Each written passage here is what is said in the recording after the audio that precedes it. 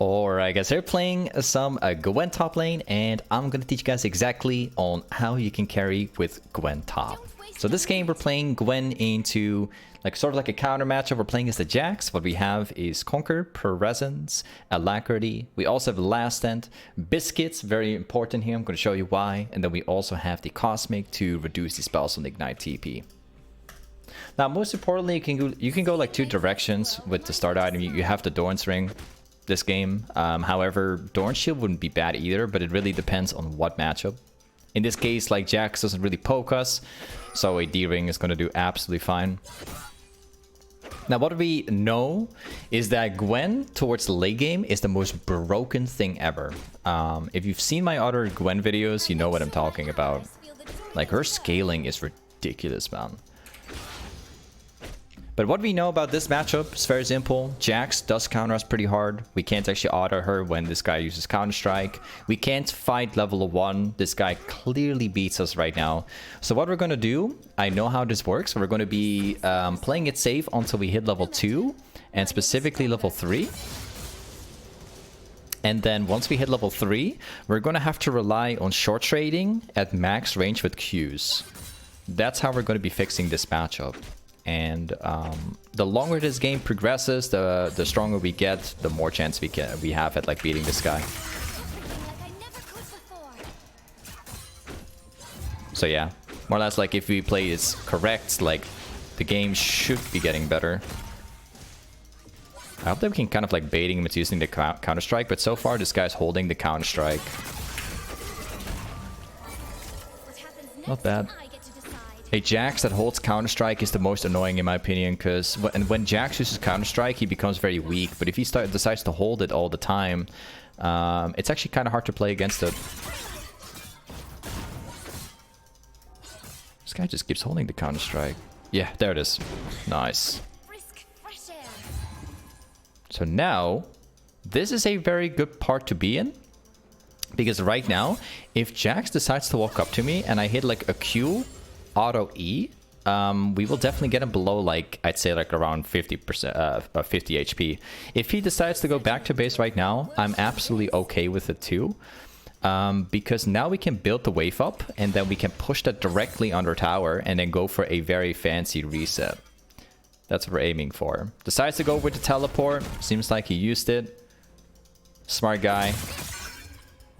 A very good idea from him to teleport.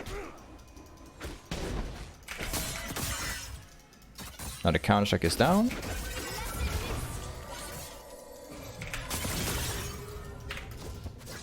And we got him. So this is pretty much what it comes down to.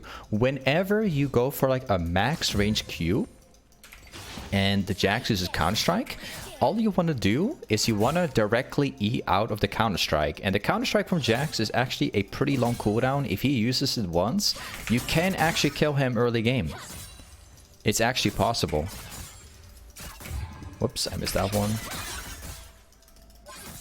But yeah, you have to be very precise in trading. You definitely do not want to engage using your E and then Q, because you will actually die in a trade if he uses Counter-Strike in pixel perfect moment right there. So you gotta be extremely careful in this matchup, guys. Now, as for items, normally when you play Gwen, I highly suggest you guys going for Nashor's Tooth right now, because the item is pretty good. Like, a very good item right now to rush as a first item. But since we are in a very rough matchup, a matchup that we can't beat as easily, it all depends on the timing on the Counter-Strike and where the wave is positioned at. It's better if we go for Riftmaker and Steel Caps. And then after these two, we want to then get to Nashor's Tooth for the power spike. So that's going to be the plan here. If we go Riftmaker, we can tank up a lot more. In general, it's just better for the lane against the Jax. So again, like, we're going to be trying to freeze the wave up here. We do not want this wave under tower. We want it to be frozen directly in front of the tower, because then we can force the Jax to stay in a bad position. We also have a Lee Sin pathing top, which is good. That's some really good news. If you hold the wave in this position where it is right now, you have two benefits. The first thing is for the jungler. The second thing is that we are in a position where we can poke for free. And if Jax wants to jump on me, I can directly disengage using my E as well. So there's a lot of benefits to like playing out the lane like this. The only bad thing is that if the wave is like kind of huge like this one, you will be taking some damage. Yeah, there it is, the counter-strike. You will take some damage, but if you have some sustain, it should be okay. Just don't take too much, is all I want to say. If he goes for the last hit here, I'll go for like a direct all-in.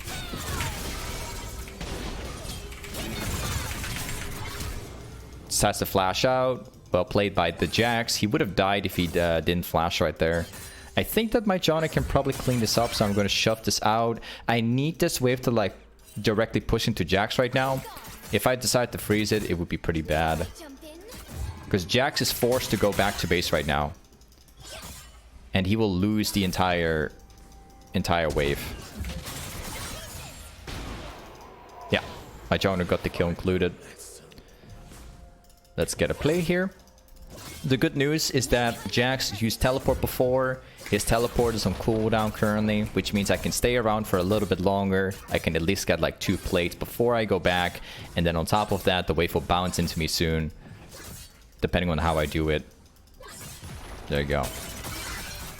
Let's get this stuff. Yeah, there you go. Okay, the wave might not bounce into me because it's probably getting to a neutral position because the wave will die out before the wave gets here, I think. Or not. Okay. Now let's go for this one. We're going to start building a little bit more AP. We don't need steel caps anymore because we are already winning the lane very hard. I think that we can probably skip the steel caps for now and then directly go into nashor after the riftmaker because we're already winning against Jax. Which means we can probably skip on it. Let's hold the wave. We do not want to wave under tower. We want it again to be in perfect position because that makes the lane easier to play out. There you go. Look. So now we have the wave in perfect, pixel perfect positioning, because if Jax decides to move up right now, go for like a last hit, I can just hit my Q. If he tries for whatever reason to try and fight me, I can just E backwards, or even go for like a good trade and then just back off after. We also have like a level lead for level 8. The Jax is level 7. Which is good news too, because if you're like 1 level ahead, you're much more likely to win.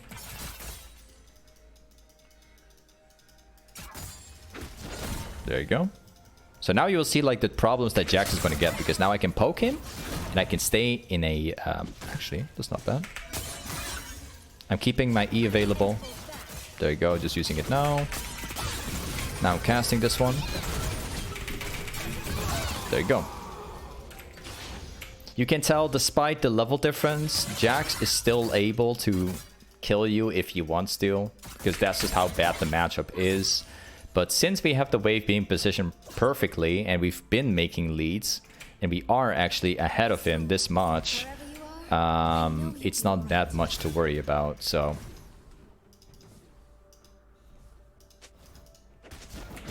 There's a ward down here. I want to see what Jax is going to do when I backboard here.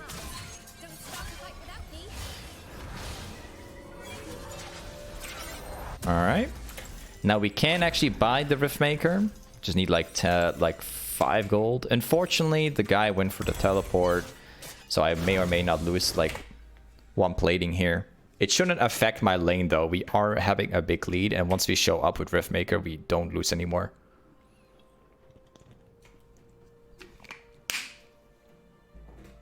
Now what I find funny is that they have a pretty broken late game. They have a Kale, and then they also have a Rel. But yeah, quite funny. If we make it to the late game with Gwen, I think that we can crush the Kale. Like, Gwen is so strong, you even outscale a Kale because of your W. Because your W, in case you don't know, if you place it perfectly in a team fight, you can't actually die by anything. You can put W in a place where you're completely untargetable, and then Kayle won't be able to reach out to you. So we'll see how the late game goes. We'll see. I'm having a good feeling about this game.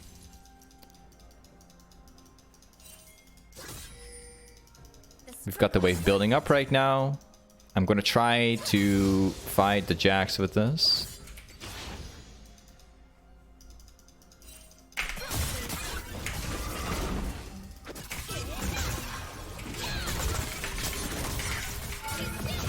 There you go. Now let's go for some plates.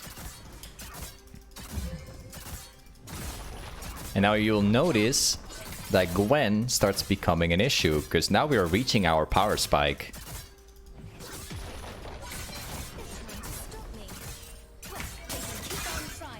Nice, got this one.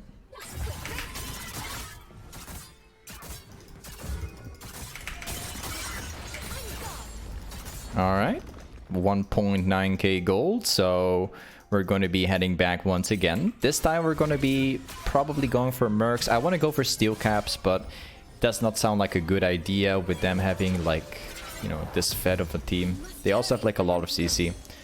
So I'm going to be very careful with what I build here. If I go steel caps, I do counter Jax, but I need tenacity against Rel. I also need to get magic resist for Kayle and Nidalee. So we're going to take slightly more damage from Zhonya,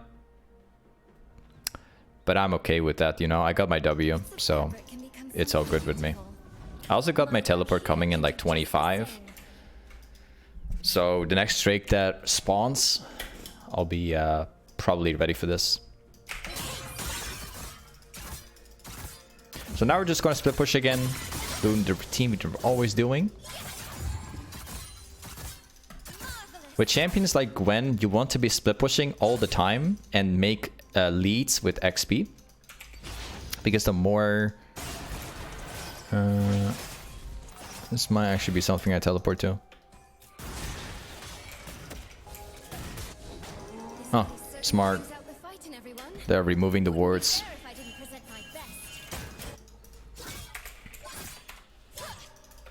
I'm just like gonna let my bot lane know that I got teleport. Hold on. Because they're actually shoving right now. I don't want this.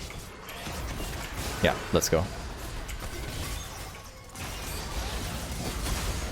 This guy's gonna die. Oh. I'm not happy with my W. I tried pressing my W, but I failed. So I tanked up the entire combo.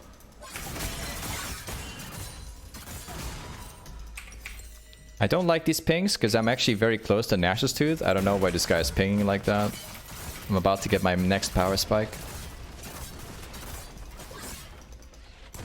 We need to get the next wave and that will provide me the Nash's Tooth. Why is this guy pinging all day? Just let me get my item. Oh, the classic. He's gonna last hit. I'm pinging my item, bro. And then he's gonna walk away.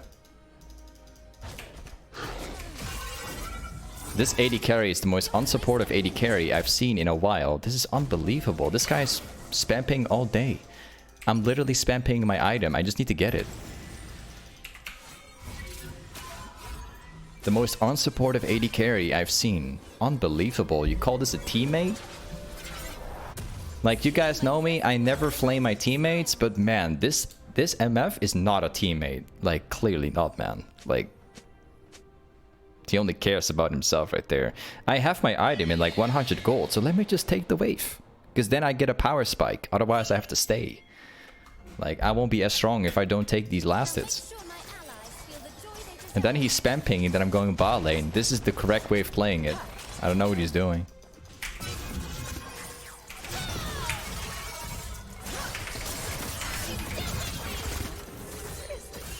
This AD carry is weird. I'm gonna mute everybody, including this AD carry. I can't see this guy anymore. No. There you go, goodbye. Goodbye, you. I don't need to see your pings, buddy.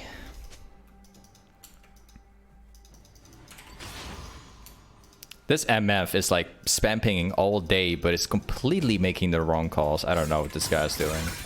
But yeah, sometimes you just have to mute people. I haven't muted anybody in a long time. It's actually kind of weird to say. When is the last time I muted a teammate in one of my YouTube videos? I don't know, man. That's been a very long time ago. I'll tell you that, man. That rarely happens.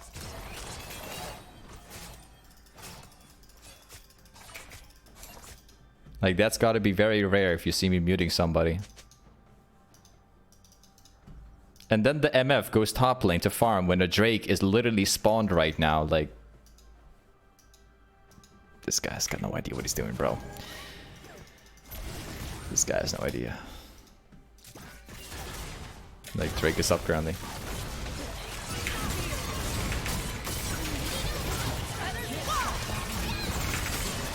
Nice. Well, thankfully we don't need the ADC. As you can see, I talked about this previously as well.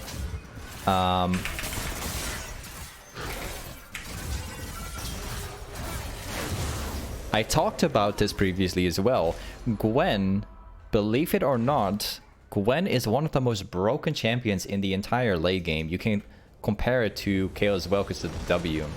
Anyway, we successfully made the Jax leave the game. This guy wasn't here anymore.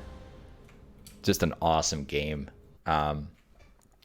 Anyway, thanks so much for watching today's Gwen video, and I'll see you next time. Peace.